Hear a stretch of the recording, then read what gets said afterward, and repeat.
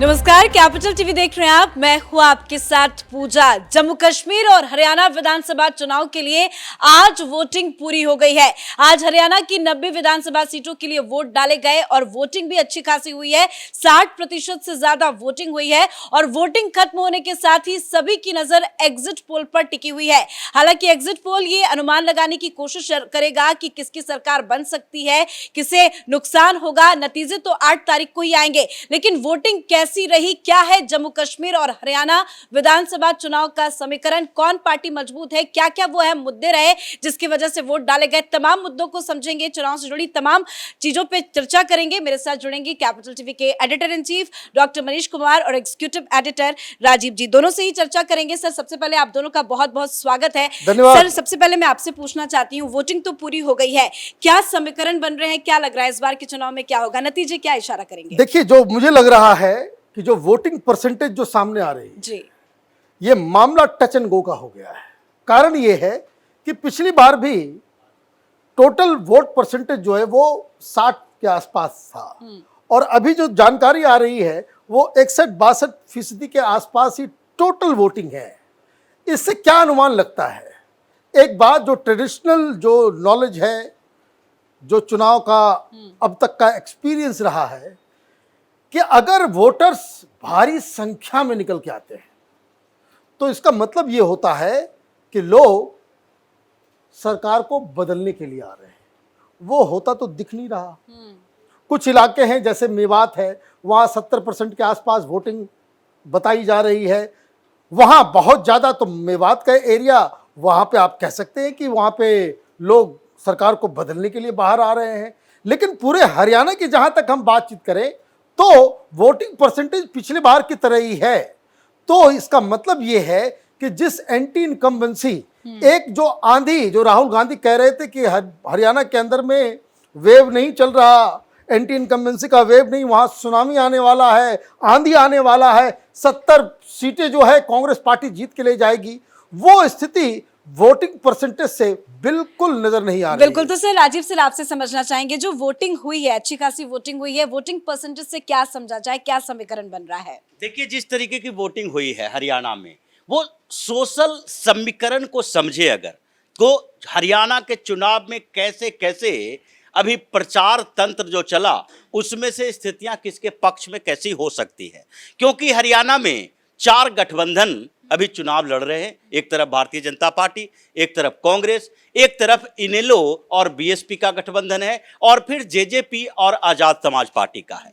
अगर इन 4 ध्रुवीय इस चुनाव में देखें तो उसमें भारतीय जनता पार्टी के पास नन जाट वोट ज्यादा रहे हैं, ओबीसी के नन जाट वोट ज्यादा रहे। अभी तक ट्रेडिशन जो रहा है, 2014 के विधानसभा चुनाव में भारतीय जनता पार्टी को 47 सीटें मिली थी, वोट 33% मिले थे। लेकिन 2019 के चुनाव में भारतीय जनता पार्टी की सीटें कम हुई, 40 सीटें मिली, लेकिन वोट परसेंटेज बढ़ा, 33% से बढ़कर 36% हो गया। यानी कि भारतीय जनता पार्टी ने 2019 में अपने आधार खोए नहीं, आधार बढ़ाए थे। और फिर 2024 के लोकसभा चुनाव में असेंबली सेगमेंट की स्थिति देखें तो 44 असेंबली सेगमेंट में भारतीय जनता पार्टी आगे रही, 42 में कांग्रेस आगे रही। और इसी को लेकर कांग्रेस को लगा कि अब तो 42 सेगमेंट में आगे चल रहे हैं, आम आदमी पार्टी से गठबंधन के बाद की बात है। ये आम आदमी पार्टी को इस विधानसभा चुनाव में हम लोग ये लेकर नहीं चल रहे कि कोई ऐसा फोर्स है जो कि चुनाव को प्रभावित कर सकती है, लेकिन छोटे मोटे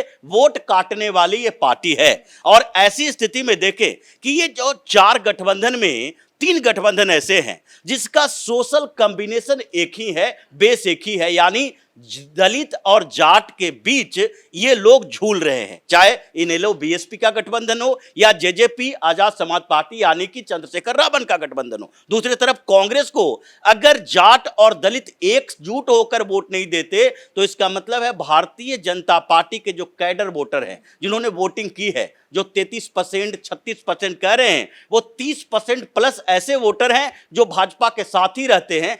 अगर ये समीकरण ही बना रहा, अगर कोई ऐसे करिश्मा नहीं हो गए कि सब लोग कांग्रेस के पीछे पड़ गए, कांग्रेस को ही एक तरफा वोट मिला, इनेलो साफ हो गया, जेजेपी साफ हो गया, आम आदमी पार्टी को बिल्कुल नोटा से भी कम वोट मिले, तो ऐसी स्थिति में दो तरफा मुकाबले में कांग्रेस थोड़े सा गेन कर सकती है, लेकिन स्थितियां कांग्रेस के प्रतिकूल है, अनुकूल दिखाई नहीं साफ पड़ती। तौर पे टक्कर तो कांग्रेस और बीजेपी के बीच में है, लेकिन 10 साल से बीजेपी सत्ता में काबिज है, एंटी इनकम्बेंसी एक फैक्टर है, लेकिन फिर भी इस बार टक्कर देना, कंपटीशन में रहना, ये कितनी बड़ी उपलब्धि है बीजेपी के लिए? देखिए, बहुत बड़ी उपलब्धि है। आप राजीव जो बता रहे थे उसको मैं बहुत ही सिंपल भाषा में बता दूं जी। कि कांग्रेस पार्टी तब जीत पाएगी जब ये तमाम, चाहे केजरीवाल हो, चाहे जेजेपी हो, चाहे एनएलओ हो, ये तीनों कॉम्बिनेशन ये पूरी तरीके से नकारेपन का एग्जाम्पल दे।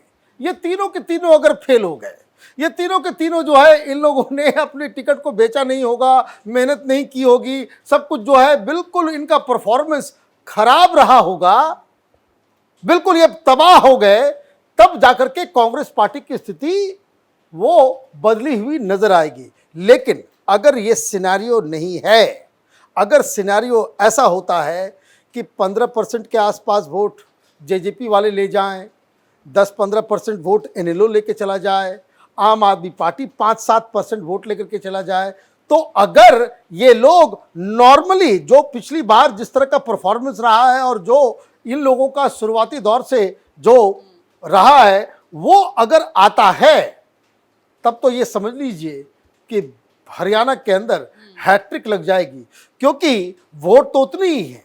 और जो सबसे समझने वाली बात यह है कि अगर मायावती का जादू बिल्कुल नहीं चला जी। अगर आजाद का जो है वो पार्टी जो है बिल्कुल खत्म हो गई, और सबसे इंपॉर्टेंट चीज, अगर ये कुमारी शैलजा की वजह से जो दलित नाराज हुए, वो नाराजगी दलितों की अगर होती है, अगर 50% वोट भी दलितों का बट जाता है, तो कांग्रेस पार्टी के लिए बहुत बड़ी मुसीबत, पहली चीज। दूसरा धड़ा, जो जाटों का वोट है, ये जो हुडा साहब हैं वो दरअसल जाटों के नेता हैं, लेकिन बाकी सारे लोग, ये चाहे वो जेजेपी हो, चाहे वो एनएलडी हो, ये भी तो जाट वोट बैंक के ऊपर ही राजनीति करते हैं। तो जो वोट बैंक कांग्रेस पार्टी का है, जिसके आधार पे वो आंधी, सुनामी और पता नहीं क्या क्या कह रहे हैं, वो तो तभी तय होगा जब पूरा का पूरा जाट इनके साथ चल जाए 22%, पूरा का पूरा दलित जो है वो 22-20% जो है वो चला जाए, तब आपके पास 42% वोट मिलेगा।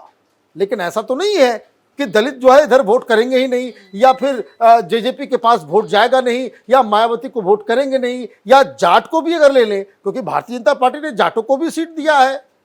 अब देखिए, अनिल विज कह रहे हैं कि अब अगली मुलाकात हमारी जो है वो होगी चीफ मिनिस्टर के दफ्तर में। जी, तो ये सारी चीजें जो है वो नो डाउट बीजेपी तो फुल कॉन्फिडेंट में, एग्जिट पोल पे भी चर्चा करेंगे। लेकिन सर, ये बात तो हो गई हरियाणा की, अगर जम्मू कश्मीर को समझे, जबरदस्त वहां पे भी वोटिंग हुई है, वो क्या इशारा कर रहा है? देखिए, जम्मू कश्मीर में तो सुबह से ही सरेंडर का माहौल चल रहा है। ये लोग छटपटा रहे हैं एक फैसले के ऊपर, जो 5 नॉमिनेटेड एमएलए तय करना है एलजी साहब को।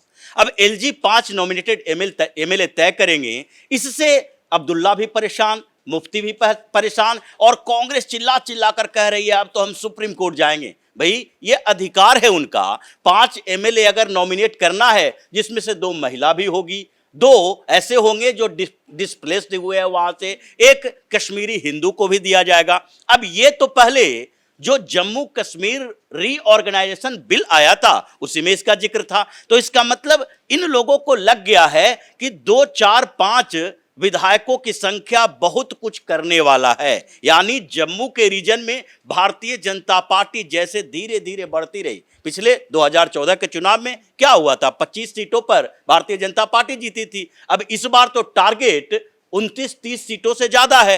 ये तो लोकसभा चुनाव के समय में ही तय हो गया था, 29+ सीटें Bharatiya Janata party assembly segment में जीती थी। तो ऐसे में अगर 30+ सीटें भारतीय जनता पार्टी लाती है, मतलब सबसे बड़ी पार्टी होगी, दावेदारी इनकी होगी, क्योंकि कांग्रेस और एनसी का चुनाव पूर्व गठबंधन है, और तो कोई चुनाव से पहले गठबंधन में है नहीं। तो चुनाव के बाद अगर गठबंधन करते भी हो तभी भी सबसे बड़ी पार्टी को दावेदारी दी जाती है, जैसे कर्नाटक में हुआ था। कर्नाटक में एच.डी. कुमारस्वामी की पार्टी जेडीएस के साथ कांग्रेस ने तुरंत ही गठबंधन कर लिया परिणाम आने के बाद, लेकिन फिर भी दावेदारी भारतीय जनता पार्टी को ही। हालांकि येदियुरप्पा बहुमत साबित करने के लायक स्थिति में नहीं रहे तो उन्होंने रिजाइन दे दिया, उसके बाद इनको मौका मिला। तो इसी तरह की दावेदारी यहां चल रही है। घाटी के क्षेत्र में मल्टी कॉर्नर फाइट है। जमात से बैकअप लिए हुए राशिद इंजीनियर हैं, तो दूसरी तरफ अब्दुल्ला की पार्टी है, महबूबा की पार्टी है, अपनी पार्टी है, सजाद लोन की पार्टी है, और उन सब के बीच कांग्रेस भी बीच बीच में अपने इंडिपेंडेंट उम्मीदवार यानी कि जो कांग्रेस के बागी लोग हैं वो भी फाइट कर रहे हैं। तो ऐसे में इन लोगों को लग रहा है 47 सीटें पर तो ऐसे बिखरा हुआ है जैसे 10 से 15 सीटों के बीच अगर किसी पार्टी को मिल गई तो बहुत बड़ी उपलब्धि होगी। तो सबसे बड़ी पार्टी तो भारतीय जनता पार्टी आ रही है, और हो सकता है कश्मीर में नया रिकॉर्ड बने। 1947 के बाद से अब पहली बार वहां पर कोई हिंदू सीएम बन सकता है। धन्यवाद सर इतनी जानकारी देने के लिए और समझाने के लिए। सर जाते जाते आपसे भी एक सवाल पूछना चाहेंगे, जम्मू कश्मीर में बीजेपी सबसे बड़ी पार्टी, देखिए बीजेपी में सबसे बड़ी पार्टी ही नहीं बनेगी, बल्कि जिस तरह से वोटिंग हुई है और जिस तरह के रिपोर्ट्स आ रहे हैं उससे ये साफ साफ लग रहा है कि जम्मू कश्मीर के अंदर में भारतीय जनता पार्टी ही सरकार बनाएगी। उसके अलावा कोई दूसरा रास्ता, कोई कैलकुलेशन पता नहीं चल रहा है, क्योंकि ये तमाम जो पार्टियां थी, चाहे वो महबूबा की पार्टी हो, चाहे वो अब्दुल्ला की पार्टी हो, चाहे कांग्रेस पार्टी हो, इन लोगों के कैलकुलेशन में जम्मू कश्मीर में इतना ज़्यादा बम्पर वोटिंग के ऊपर उनकी कभी कोई स्ट्रेटजी बनी ही नहीं। लोग घर से बाहर निकल करके वोट किए हैं, लेकिन हम लोग भी वहाँ जम्मू कश्मीर में थे। जिस तरीके से लोगों की नाराज़गी ट्रेडिशनल पॉलिटिकल पार्टीज़ के साथ है, खास करके वैली के इलाके में, वो साफ साफ बता रहा है कि जम्मू इलाके में भारतीय जनता पार्टी 30+ सीट लेकर के आ जाती है तो कहने का मतलब ये है कि वहां बीजेपी की सरकार भी बनेगी। और राजीव सही कह रहे हैं कि पहली बार कोई हिंदू वहां का मुख्यमंत्री बनेगा। धन्यवाद सर समझाने के लिए। तो वाकई में ये बीजेपी के लिए बहुत बड़ी उपलब्धि होगी कि जम्मू कश्मीर में बीजेपी एक बड़ी पार्टी बनकर उभरेगी, और सबसे अच्छी बात यह है कि पहला हिंदू सीएम भी जम्मू कश्मीर को मिलेगा। हालांकि अब देखना ये होगा कि एग्जिट पोल क्या कुछ इशारा कर रहे हैं, लेकिन नतीजे तो 8 तारीख को ही आएंगे। एग्जिट पोल से जुड़ी तमाम अपडेट भी आपको बताएंगे। देखते रहिए कैपिटल टीवी। नमस्कार।